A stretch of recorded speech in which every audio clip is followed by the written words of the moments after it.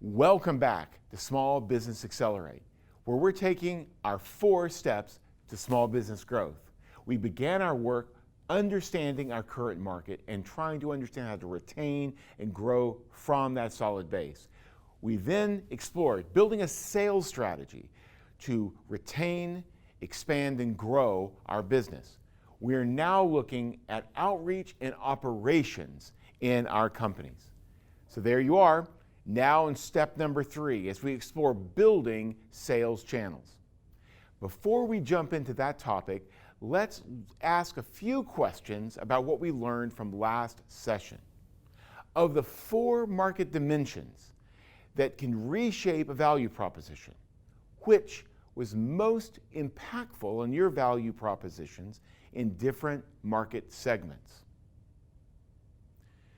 Why did you find it important to change your value proposition to meet the needs of different segments of your customer base? How did your value proposition change to effectively reach adjacent and new customers? And how does the money and the message meet in the middle to grow your business? In other words, how does your message promote new customers or adjacent customers to listen, to look, and eventually grab their wallet and pay you? I'm anxious to hear what you learn from investing that time in value proposition creation. In session 6, we want to focus on sales channels. This is the bi-directional relationship where a channel is used for customers to find you and you to find your customers. So the obvious first question is, how do your customers find you now? Do they come in your front door? Do they find your website? Do they use social media? Do they have referrals? Do you engage with a sales representative for you to basically reach them and grab them? So what are your existing channels? To reach a new customer segment, you must find out where they meet in mass. We say, where do they aggregate and get together? This could be online, this could be in person, this could be according to values. So let's talk through this. Sales channels. Where your customers aggregate is the most efficient channel. This is where you reach the most customers in the most inexpensive and efficient way. Are they the same as your current channels? But as you've been thinking about reaching adjacent and new customers, do the channels maybe change? Is there a difference? Do the customers aggregate in different places and ways? There are 3 primary ways the channels reach customers. The first is your storefront. This is your physical or digital storefront. Second is through referrals, which again could be through actual humans or electronic social media means. And third is sales representatives. Once again, this could be actual humans or it could be use of social media and other social strategies. Let's break these down. How do I reach my customers? Through my storefront. This is generally the brand and reputation site for companies and other customers to find you. This could be your actual storefront or it could be your website. Customers know they want to go there. They find value in your store or on your website. It's essential to maintain this in an attractive fashion because it's your interface between your business, your customers, and purchases. Now think about the placement in your storefront. How do customers go through your store or go through your website to find impact on what they value? Is it easy? Is it clear? Do they get lost? Can they answer their questions simply? So walk through your website, walk through your store with new eyes, like it's the first time you ever went there, like you were a visitor. Maybe even bring someone new to it and let them guide their way through and find out what questions they are getting and what questions are outstanding. We want to know where they spend the most time, what is most attractive and what they're drawn to. How do they find the information to get to your storefront? From what sources? Is it the observation of the storefront? Is it through sales numbers and recommendations? Is it through website links and other ads you may purchase? Google Analytics can specifically help you understand how web traffic and visitor behavior occurs. This is something you sign up for free. Make sure you're using this. This allows you to understand from where people find your website and how long they spend on different pages and when do they check out. This allows you to redesign a website to be attractive, easy to use, and effective. Storefront channels. These include, of course, foot traffic through brick and mortar stores. You need to have a very appealing storefront and inside. Spend time to make it easy for your customers to find your store, enter, and get to the products they need, or get the help they need for a proposal or a potential offer that you may be having in your product or service. Appealing website. The website must be easy to find, but easy to navigate. It needs to be visual. It needs to have few choices so people can move quickly to see products, services, and make purchases. A good SEO or search engine optimization strategy helps you because this allows you to get your storefront on the web in front of people as they search similar terms as your products and services are described by. This drives people of interest to you. Convenience is the key in the United States. How easy is it for customers to find your storefront and make a purchase? If there's anything that sells in the US, it's the easy button. If you make it challenging, if you make it circuitous, too many steps, people will exit and find a simpler way to find products, fill a cart, purchase products. Walk through the process with new people. See it through their eyes and make sure your web developer or your storefront manager improves their processes to make it convenient and easy.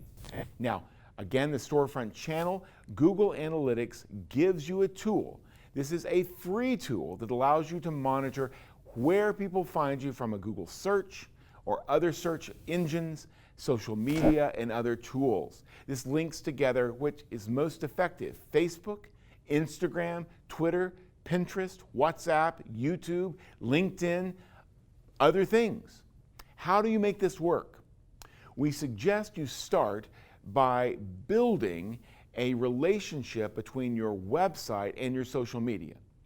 Post 3 times a week to keep the account going, and weekly review where people are going, where people are coming to, and how long they stay. Think about targeting to particular groups based on interesting articles or interesting thoughts about how they can use your product or service to add additional value. Then monitor what is working. If you don't measure it, even if things fail, you can measure it and know how to go the other direction. But if you don't measure it, you spend a lot of money and time investing in something that's not really drawing in customers. So if you make a change, if you make a post, if you link to a picture, if you link to a service, make sure you see whether it has the effect you want. Look at the profile, find out what is happening that's similar, and emphasize what drives people to your site and keeps them. Now, how do I reach customers? Let's think a little bit more about this. Referrals. This is how we get recommendations by other businesses or individuals to try your product or service. This can happen, as shown at the very bottom, through actual people, or it could happen through social media engagements through friend relationships. Getting on the best of list is a great way to get in front of people looking for solutions. Angie's List is an example. Getting on high degrees of linkages on Yelp or other Google review forums. Getting on the best of lists in your community. The Austin Chronicle in Austin, Texas is the place where people vote on the best services, the best food, the best beverages, and the best entertainment in town. Getting on that list promotes you in front of many, many eyes across Austin, promoting your business strongly for the next. Again, as we mentioned, online reviews via Yelp and Google, a primary way people differentiate between one service and another, which has the best likelihood of being something I want to try out new. Co-marketing is really important through referral partners. In other words, if you are engaging with a product where people may aggregate around there, your customers, like in a coffee shop, get on those lists to the people that are on the best coffee shops in town. This is where people are going to aggregate the most. Put your card, put your linkage, put a partnership there, so when they go to the coffee shop, they then refer back to you. Customers, they must be willing to try your product because they've received that referral. This needs to be a positive referral, not it's all right, oh, I don't know. You need to make sure you're giving them clarity that this has been a good experience. So this is why your current market is so critical. Make it outstanding. Okay? Make their delight in you very strong so they recommend. Characterize those quotes on flyers and examples of pictures of your product or service. Describe their satisfaction actively, so either online or in person, they're seeing the quotes and they know who says this is a great product or service. Now, effective referral channels can include things such as strategic partnerships. These are companies that can refer their customers to you, and you could refer your customers to them. How does that work best? Well, you need to find opportunities where your customers aggregate together and there's a shared interest, so that when you get a service for, let's say, coffee, you also get an opportunity to get a biscuit or a donut or some sort of baked good to go along with the coffee. Referral programs. Are customers going to refer just by themselves, or can you give them incentives? And incentives work very well. So in other words, if you refer me and someone buys, I give you 10% off. That's very simple. It's an easy way to do that. That could be happening through an actual word of mouth referral and put down your email, or it could come through a social media link such as @IC²Institute. And then you send me a 10% off because I helped link someone to your business. So human reward and online reward to those humans is very, very key. How do you make it in their interest to recommend our company? So the most important way is to make sure you get in front of people who aggregate your customers together. This makes word of mouth most effective. When people say, you must try this new coffee shop, I had the best chai latte ever, this is very good because you're recommending your delight, it's the best, and also specific. Try the chai latte, or the chai latte and this baked good. What a combination. The more specific, the more clear, the more effective. Other examples, social media presence and online advertising. Examples are when you engage with an Instagram influencer to promote your brand. Again, this is looking to someone who has a large following and your customers aggregate there with their eyes looking at what that person says. The followers like that. And of course, you're going to have to give promotions that says this is important. And as this example, these promotional groups work very well for certain types of products. They have many followers and they are paid to do this. This is not free. So you must trust that their image, you must trust that their values are the same as you. Because again, if your customers don't value those things, do not like that image, they're not going to follow and you're wasting your money. Or if that person values or has ways of approaching their life that's not in agreement with your products or business, that then hurts you because your customers must trust you. So this is very important, the concept of trust. So building these relationships of trust drives people to you and it creates a virtuous cycle for them to return. So ask, what does my customer look like? Who do they follow? What do they value? How can I ensure that if the referral happens from an online source, it will come to my business in a positive, constructive light? So, how do I reach my customers? Let's think again with the concept of the sales representative. Again, this could be a paid individual who promotes your company's goods and services. This, since Death of a Salesman and before, has been the most common way people, quote, peddle their goods to different people, going door to door, company to company, email to email. This works, but it is expensive because it involves paying humans. So this sales associate could also be in your shop to greet people as they come in your front door of your brick and mortar, to make it an easy experience, guiding, answering questions, and facilitating sales. But it also could be a sales rep of a new product or service that tries your product, and they're able to give a new experience, whether it be online or also in the store. So direct advertisement is very important. This becomes an online sales representative. This is their words repping your product through a digital representative, such as a paid Facebook ad. Facebook is acting as your sales rep by promoting your ad to people who value things like you, who value your product or need your product. So they can take the data in Facebook and be very specific and put it in front of your customer segments in a more effective way, in an aggregate, using that website as the aggregating strategy, or the app of Facebook.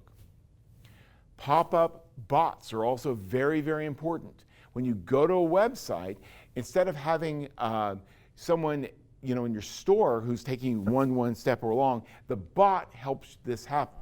They can say, how can I answer your questions? What kind of product are you looking for? How can I make it easy for you to find that product on the website?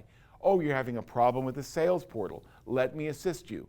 This makes it easy. In the same way that at the very beginning, the paid representative in your store is the one making it easy to buy in the brick and mortar. The bot makes it very easy to navigate a site and buy online. So again, these effective references include a sales rep who understands your customer base, but also understands your products and services and can deliver the value proposition effectively.